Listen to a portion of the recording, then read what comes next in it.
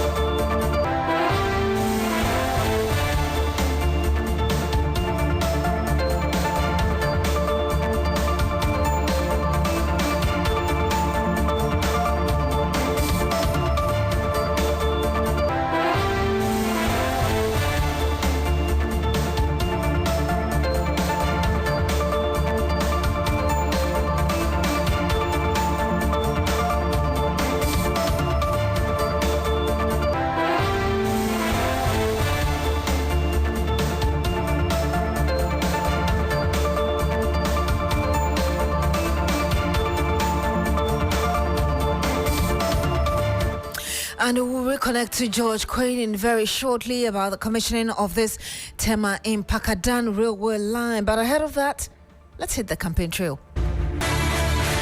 And on campaign trail this afternoon, the flag bearer of the NDC, John Mahama, has given a firm assurance of putting finality to the disturbances between the people of Fulani Extraction and farmers in the Afram Plains area. Government have tried unsuccessfully to find a lasting solution to the problem, which has led to some deaths and injuries in the past. A report by Komla Kluche. Day 4 has been a crisscrossing for John Mahama in the Afram Plains constituency. It was a massive show of display and love for the NDC leader. Hundreds of supporters with salute road, boats and canoes showing avowed support for a leader they say will redeem Ghana. The party is optimistic their dominance will not wane. In Donko Chrome of the Afram Plains North constituency, the Farmer Service Center and Mechanized Agro Processing Zone was topmost and major sticking point. In Mamikrobo, the NDC flag bearer regretted how the MPP abandoned what could be a major game changer and a blow-up of the area in terms of business development and growth. NDC and Puntu Hene Eba. Yeba, baby, Benyas Kabia Bridge, no, a priority, Yabeba Beshania, ye. Senabea, a beha, a one for so mine. If you say, I wish Adriania Yedi Wagana. The entourage then moved to a TV. John Mahama also campaigned in Impriaso. John Mahama's final stop was in the Nkoko constituency.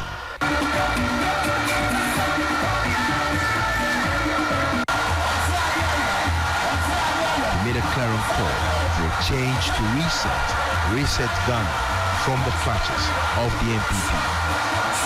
Yenya no Fulani for Mosomoka Yaho, Yena Nipabako. Yebeya said Yebeya, Asum Yebeba, Entimeka from place, Mikachiromo. Yebesies, ye baby come on. Now you tria, and then chain Edino.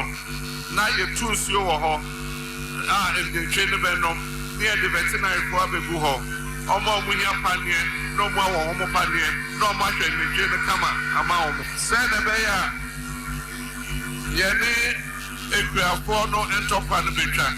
Yabba is yes, not ye not as you do. If you say Obia, a somber mind. And that report was filed by Komla Kluche. Still on campaign trail, the NPP presidential candidate Dr. Mahmoud Bawumia is also continuing with his tour of the northern region. A man on the ground, Daniel Opoko, will be joining us very shortly with the latest from that campaign trail as well. Daniel joins us live on the line now. Daniel, what can you tell us from the Bawumia camp? Hello. Daniel, we can hear you. What can you tell us? What's happening with the camp of Dr. Mahmoud Bawumia?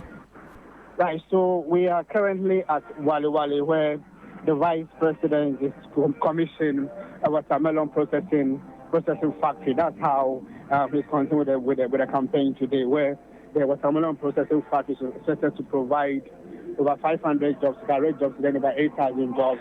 Then also, it is built under the Ghana Exim Bank project, and also under One District, One Factory project.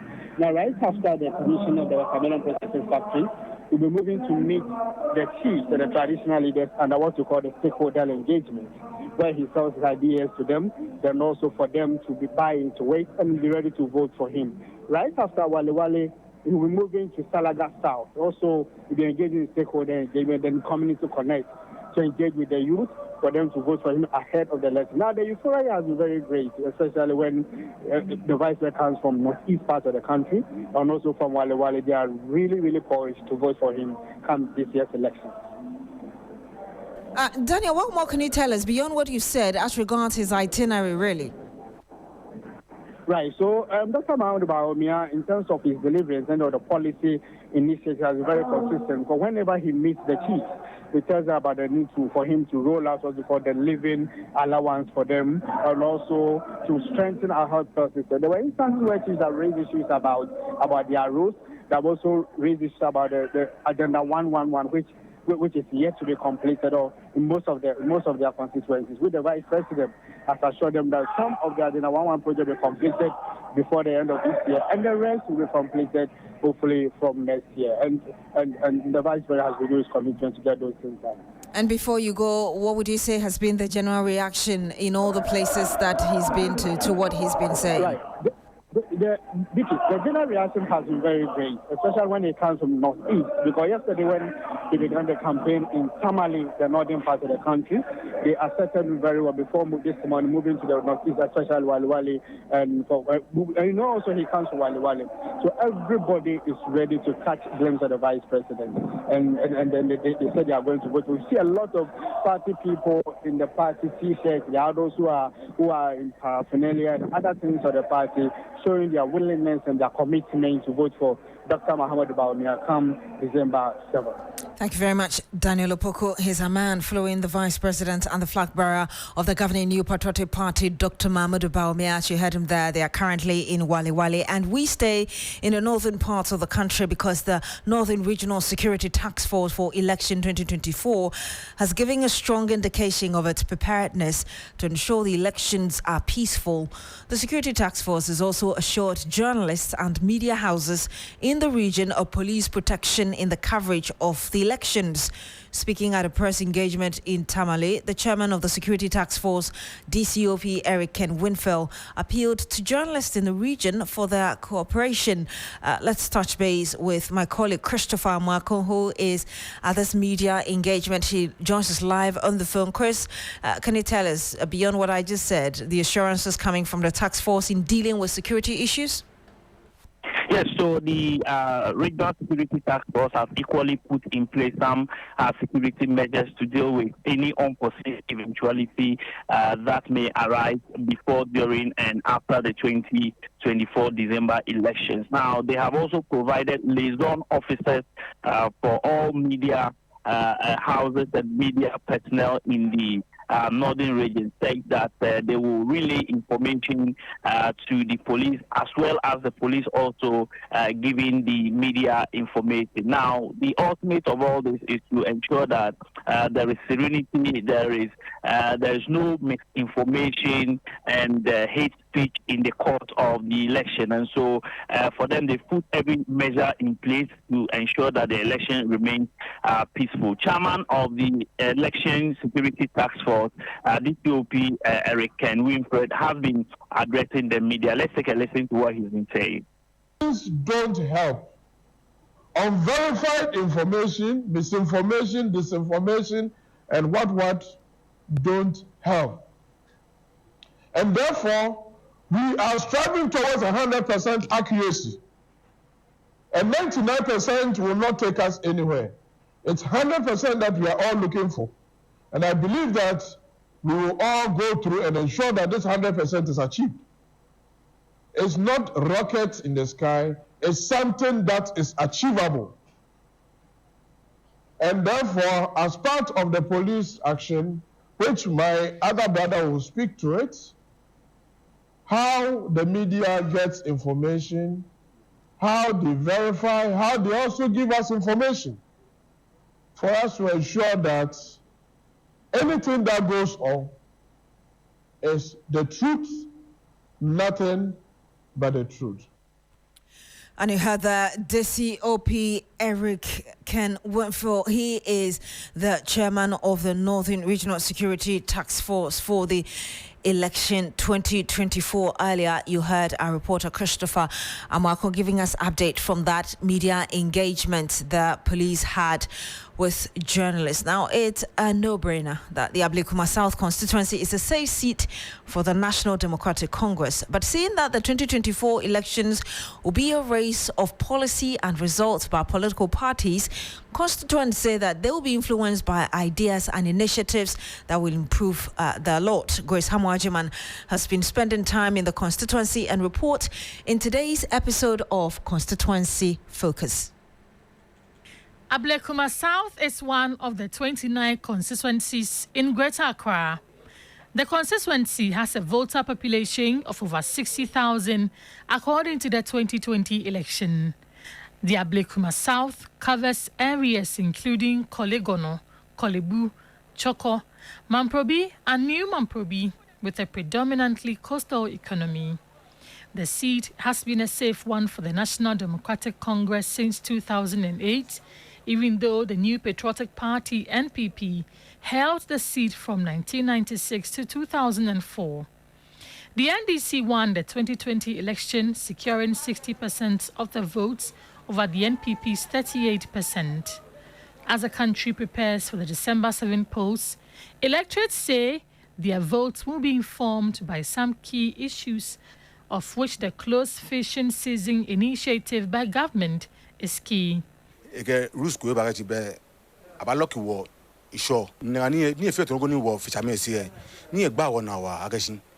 Most of us are fishermen, and if such a major decision about our work should be taken, we should have been consulted, but we were not. If we don't see any change, I will vote for NDC. This condition, coupled with the prevailing economic challenges in the country, has worsened the living conditions of some people who say they are not enticed to vote.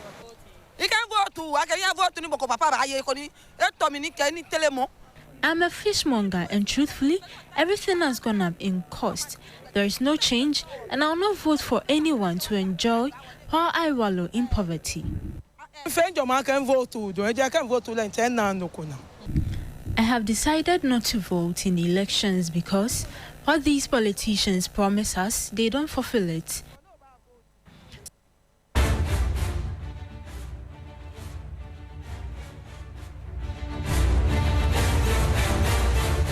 Grace Hamwajiman with that report for today's episode of Constituency Focus.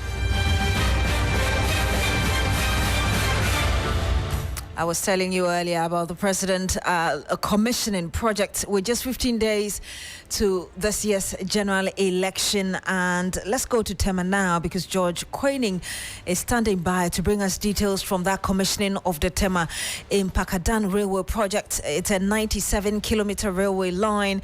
He joins us on the line now. George, what can you report? Thank you so much, Beatrice. And so the president is currently here, and he's here to commission this very project. And the Pakadan Standard Gauge Railway Line and the diesel multiple unit train, that very line is the first section of the Ghana-Burkina Faso project, which is valued at $3 billion. So it's good news. It comes at a time where there's a report of vehicular traffic, lack of productivity. And so for people who are even living in Akotogo and working in Tema, this is comes in very handy. And one thing that authority is urging from the public is that they need their maximum support. They are envisaging that this will take them 30 years. They need some work sectors, operational centers have also been built for these trains. So for 30 years and over, I'm sure that will be possible. And the trains have already been established in Saman industrial area, Apienya, Chai Hills, and all to support or augment this very rail system. It's a novelty, if you ask me personally. And one thing they're also asking is that in their test runs, they found out that people were so excited when they saw the trains and even came closer to the railway lines, which is, of course, scary. And so they're going to ensure that the campaign, security campaigns are done, concurrently to ensure that they get near zero fatalities. they wish, it will be operational right after the commission, but these campaigns should actually, take effect for people to understand that fresh trains move in fast motion compared to the old ones where they're very slow. This is very fast. It's very dangerous to get close to it. So this is what they want. Next week it will be operational. And then with the prices, they really pegged it with that of the buses. So for instance, if you're moving from Terminal to Impakadam, you're paying something around 35 Ghana cedis, which is a charge that buses take. So you're not going to break your bank account to access this very modern unit because it looks very nice. People will think, hey, how much am I going to spend? You're spending less, to get to your destination, George, at the fast. Yes, just for the sake of time, in 30 seconds, if you can tell us where the railway line is from to which end? Okay, so this is the Tema Harbour. So from here, I will take you through the industrial area, Asharmine, Boom, Shai Hills, Apienya, Adome, and finally rest at Impakadam. So it's 97 kilometers. Thank you very much, George Quainin.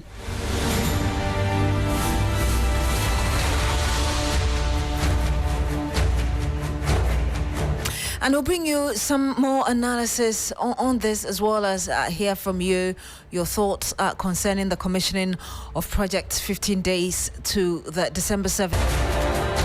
And that'll be it for Campaign Trail here on the Midday News on Sri FM 92.7.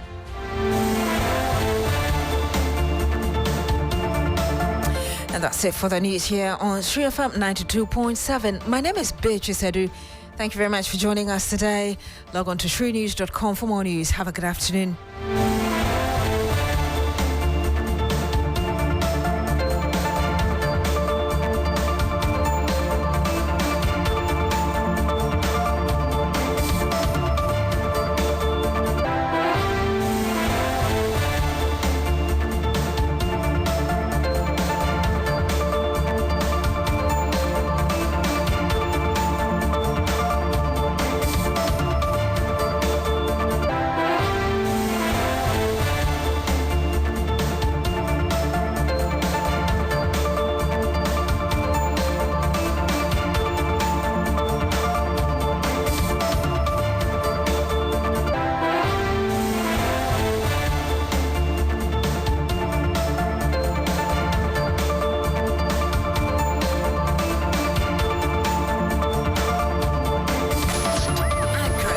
Busy on this frequency, 92.7 3 FM. The most comprehensive election coverage. Top-notch presenters and well-versed analysts. Dedicated reporters and correspondents in every nook and cranny across the country.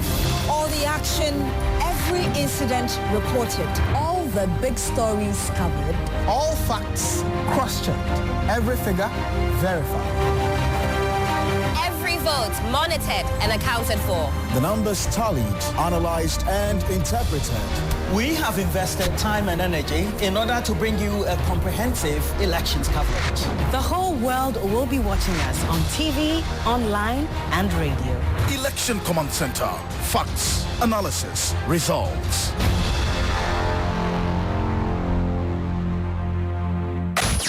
Accra gets busy on this frequency, 92.7 3 FM.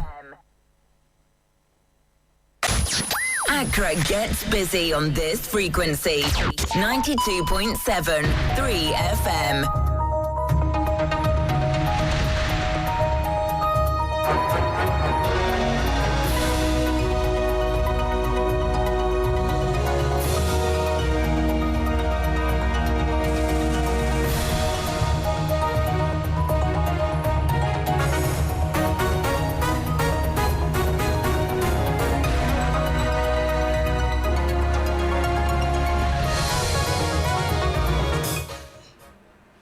Hello, good afternoon, and welcome to Business Daily on 3FM 92.7 with me, Kwesi Asare. And coming up this afternoon, city stability expected to be sustained for the rest of the year. We'll hear from a financial economist, Dr. Eric Adu. The stability is coming from a couple of factors and coupled with what the Bank of Ghana is doing. And we are expecting the stability to go even to the close of the year. Also in this bulletin, former General Secretary of the General Agric Workers Union, GAWU, laments poor policy implementation within the agric sector and blames it for Ghana's consistent food inflation. We don't lack in policies and good policies, and policy intentions are always good. But then what we fail to do is to ensure that those policies are translated into tangible outcomes. And Ghana Real Estate Developers Association warns against transacting business with unregistered developers amid rising fraudulent activities. If you buy from a non-grader member, then you are limited. If something happens to you, we will not be able to help you. We've got details of these and many more coming up in the next few minutes.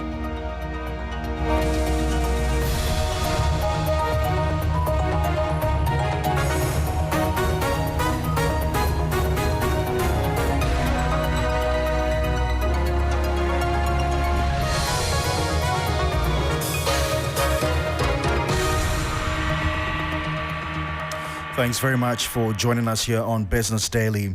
A senior lecturer at the University of Professional Studies, Dr. Eric Boakye-Yadom, has expressed optimism that the city's recent stability will be sustained for the rest of the year. In an interview with 3 Business, he emphasized the need for the central bank to ensure that these gains are maintained even beyond the Christmas season to bring relief to the economy.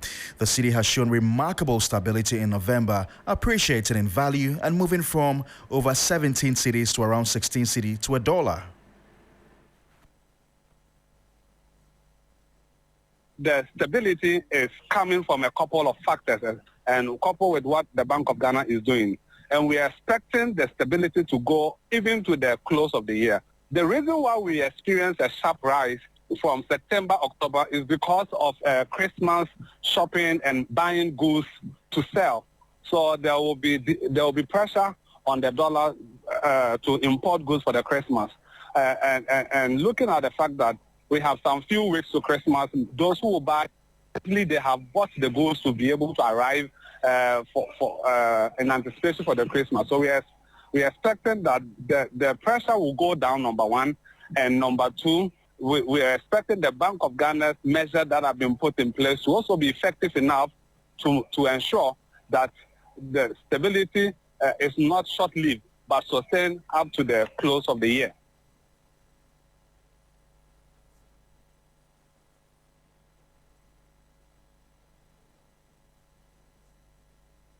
General Agric Workers Union, Edward Carriway, has expressed concern over the inadequate implementation of policies in Ghana's agric sector, which he believes is contributing to the country's food crisis, citing the government's Planting for Food and Jobs program, which he said had the potential to ensure food security, create employment and promote exports.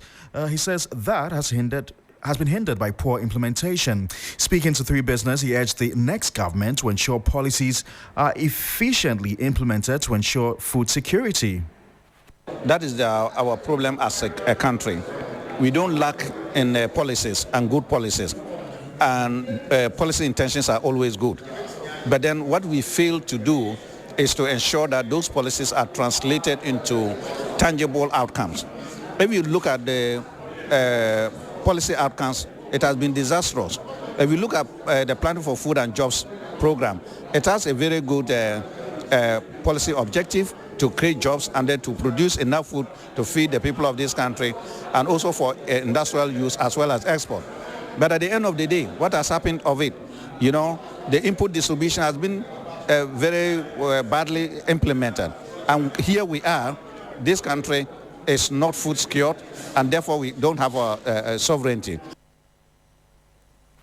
You are a former General Secretary of the General Agric Workers Union, Edward Carriway.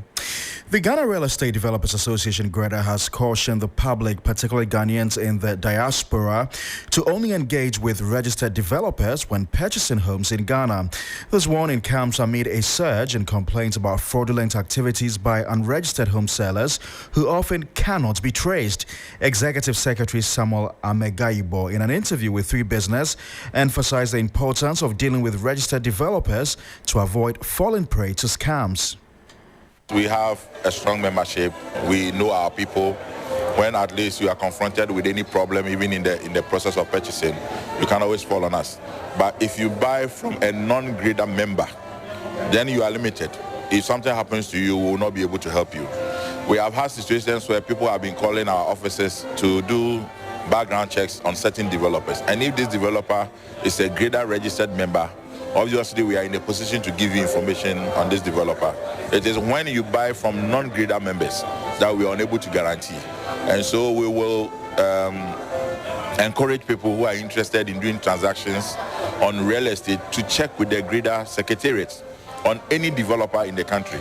If they are our members, we'll be able to assist you. Even if they are not our members, but we have some kind of information about them, we'll be able to share with you so that at least gives you some comfort in the transaction that you want to do.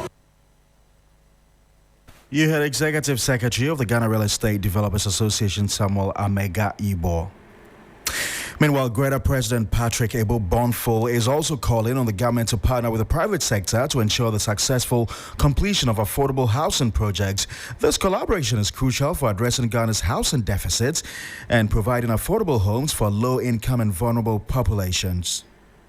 When governments introduce programs like affordable housing on their own, they are mostly guided by political ideologies, so that if that government loses power and a new government comes, they throw away everything they've done, including the taxpayers' money. Everything is locked up in uncompleted structures. If you look at this history, as I'm telling you now, you go and do this research, you will understand where I'm coming from. So it is critical that going forward for us to have any successful, meaningful, affordable housing program backed by government, there must be private sector participation. Indeed, if I can even say, there must be a private sector leading with government supporting. This is where we have to go to see, that every project is sustained and every project can go beyond any single government for the sake of the Ghanaian people and the taxpayers' money. You heard President of the Ghana Real Estate Developers Association, Patrick Adu Bonful, calling for private sector participation in tackling Ghana's housing challenges. The Peasant Farmers Association of Ghana has pledged to ensure that the next government delivers on its agricultural promises to improve the sector. At the Political Parties Accountability Forum on Agriculture in Accra, President Wepe Awal Adunwala urged the next administration to prioritize commitments outlined in political manifestos, insisting they will ensure accountability. As farmers in this country, when we go to the polls on December 7th and we are making a decision, we are interested in the policies that the various political parties and independent presidential candidates have for our farmers in this country. That is very critical to us. So we call them today for them to tell us, look into their manifestos and be able to explain to us, when you win, what are you going to do for the farmers? What policies, strategic policies do you have that will lead to the radical transformation of the agriculture sector? Of course, they were here, they have to present to us what they have for agriculture, and we have to also interrogate whatever policies or strategies that they put in their manifesto. And of course, all this is a way of telling them that whoever becomes the next president in 2025, the Peasant Farmers Association of Ghana is going to watch. We are going to be a stakeholder and will hold you accountable for whatever that you put in your manifesto. Wepe Awal Adugula is president of the Peasant Farmers Association of Ghana. And that's all for Business Daily. For more business news stories, do well to visit our website. It's www.3news.com. My name is Kwesi Asare.